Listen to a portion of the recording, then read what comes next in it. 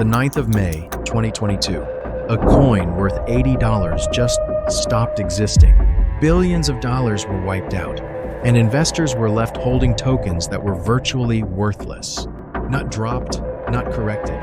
It went to zero. One market downturn to turn this golden token into digital toilet paper. We've gone from $80 a token to less than one. In 3 days, $40 billion. Held it were asleep, at work, at school, completely unaware the floor beneath their savings had already disappeared. This is Terra LUNA. Out an estimated $40 billion, whose collapse in 2022. But the story actually began years before its collapse. It's just one grave in a much, much bigger graveyard. That already happened in the past. But if you think those disasters are ancient history, and that today's market is somehow safer, the reality might surprise you. It's down 90%, 91%. In 2025, $3.4 billion in crypto was stolen. Maybe you've done this, or you're about to. You hear, don't put all your eggs in one basket. So you buy a little Bitcoin, a little Ethereum, then 14 more coins you found in a Telegram group, a 100x gem thread on Twitter. You tell yourself, I'm diversified, I'm protected, I did my research. Now watch what happens when the market turns. 17 coins, one outcome. Americans reported $9.3 billion in losses to cryptocurrency-related fraud to the FBI. Here's a number that should make you uncomfortable. Data compiled from the Bank for International Settlements. The institution that tracks the world's banking system looked at crypto investors from 2015 to 2022. The average retail investor lost an average of 47.89% of their money. Not because crypto always goes down, not because every project was a scam, but because people are not prepared for crypto. It was a story about human behavior, because bad psychology of beginners that can take everything. And that's exactly why understanding portfolio construction is so important. Because success in crypto isn't just about finding the right opportunity, it's about managing risk and knowing when to take profits. And perhaps most importantly, preparing ourselves for crypto. But here's what this video is not. This isn't another video telling you crypto is a scam, that the game is rigged, that there's nothing you can do. Because the truth is more interesting than that. The people winning this game aren't smarter than you. They aren't luckier. They just stopped playing the version of this game designed to make them lose and started playing a completely different one. One with rules, one with a blueprint. So now I tell you the main thing that can save your money. In this video, we're doing something most crypto content never does. We walk through the actual graveyard, how to prepare ourselves for crypto, the collapses, the psychological traps that drain billions from people who thought they were being careful. But you can't understand the blueprint until you understand exactly what it's protecting you from. So let's open the case files. Because Luna was just the headline collapse, the one everyone already knows. The graveyard runs much deeper than that. So the question that should be sitting in your head right now is simple. If the danger was visible all along, why did so many investors miss it? How do you find the best token? So how do you avoid becoming someone else's exit liquidity? The answer is here. Okay, before we open a single case file, you need to understand something most people are never taught. There are two completely different games happening inside this market, wearing the exact same outfit. One is investing, the other is speculation, or, if we're honest with ourselves, gambling. And almost nobody tells you which door they actually just walked through. Investing is a decision made in advance, what to buy, how much, and exactly when you'll change your mind, written down before a single dollar moves, while you're calm enough to think clearly. Speculation looks identical from the outside, but there was no plan written down. No number was decided in advance, just a feeling, in the moment, that this is the one. Most people walking through the second door are completely convinced they're walking through the first one. That's what makes it dangerous. It doesn't feel like gambling while it's happening. So why does almost everyone end up in that second room? Even people who swear they have a strategy. There's a single four-letter force responsible for most of it. FOMO, fear of missing out. Researchers studying crypto holders found that 84%, admit they've made a decision purely because they were afraid of being left behind. Not because the math worked, but because everyone around them seemed to already be winning, and standing still felt unbearable. FOMO doesn't feel like a mistake while it's happening.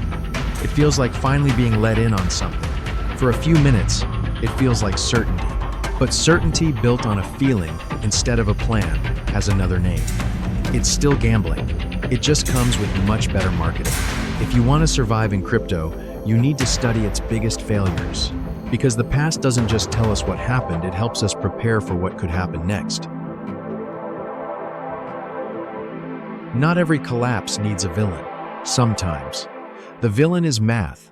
Math nobody checked closely enough. Iron Finance promised something that should always make you pause.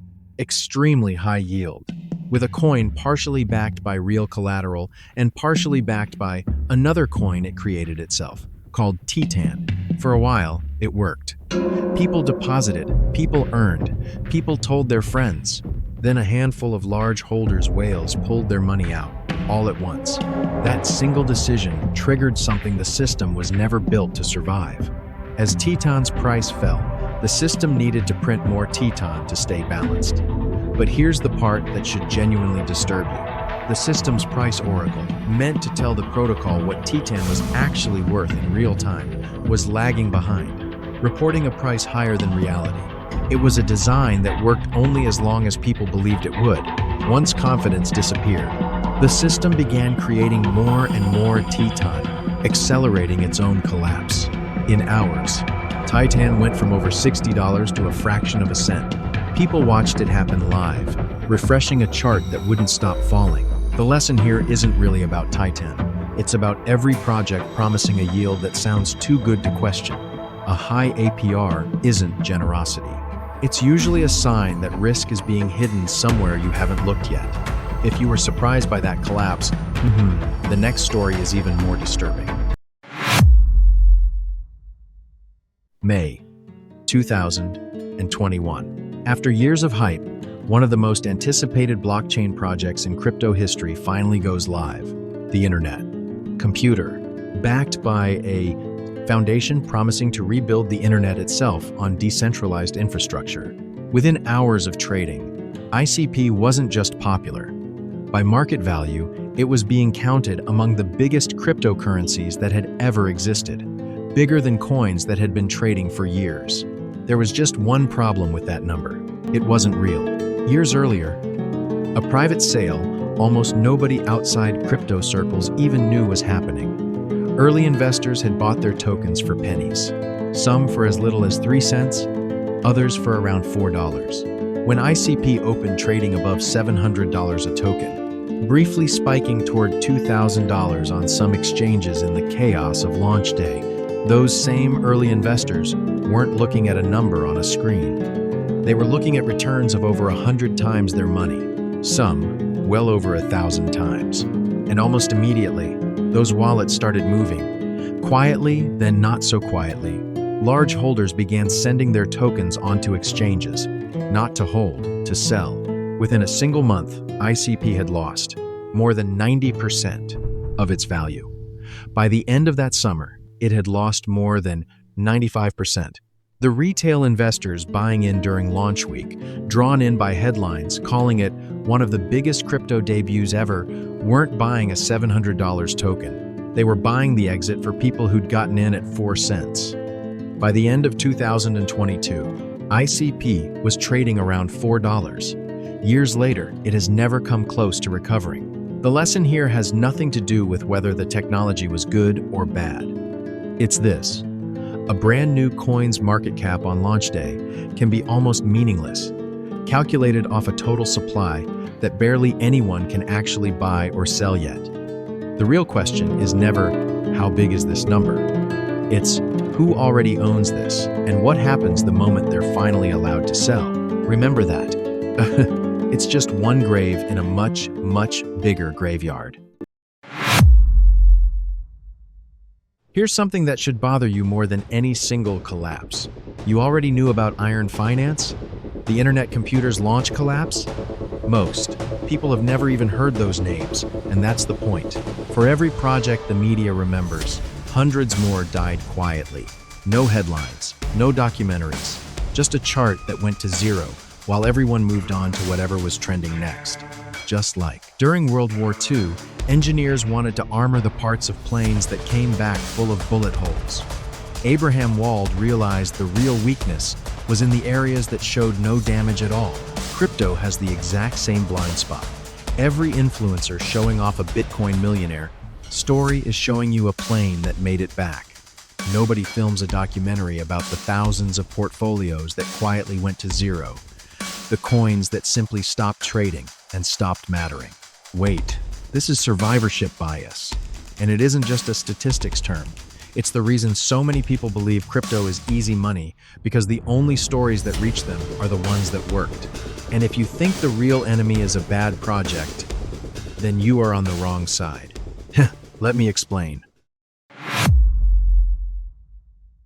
But even knowing all of this iron finance, the internet computer, the graveyard behind the headlines, most people will still make the same mistakes. Because the real enemy was never really the market. It's what's happening inside your own head at 2 a.m., refreshing a chart you can't stop looking at. Loss aversion, the panic that makes you sell at the exact bottom just to make the pain stop, even though you know it's the worst possible moment to sell. That's not an accident. That's millions of individual people, all making the same emotional decision at the same emotional moment, walking together directly into the trade that whales are quietly walking out of. You're not weak for feeling this. Your brain is doing exactly what it evolved to do. Chase certainty, avoid pain, follow the crowd. The problem is, the crowd, in this market, is usually wrong at the exact moments that matter most. Behind every number in this video is somebody's rent money, somebody's wedding fund, somebody's, "I'll just try a little and see what happens." That became their entire savings account. But here's the thing almost nobody talks about. In every one of these collapses, iron finance, the internet computer, and any other, there were people on the other side of the trade who didn't lose everything, walked away wealthier than before. They weren't smarter than you. They weren't given secret information. They were simply following a different set of rules. Rules built around position sizing, diversification that actually diversifies, and a level of discipline most retail investors have never been taught. In part 2, we walk through exactly what that rulebook looks like line by line, the exact portfolio models hedge funds use, the 1 to 2% rule that turns a total collapse into a survivable bad week, and the blueprint that takes you from being someone else's exit liquidity to finally playing the same game they are. The graveyard is real, but it doesn't have to have your name on it.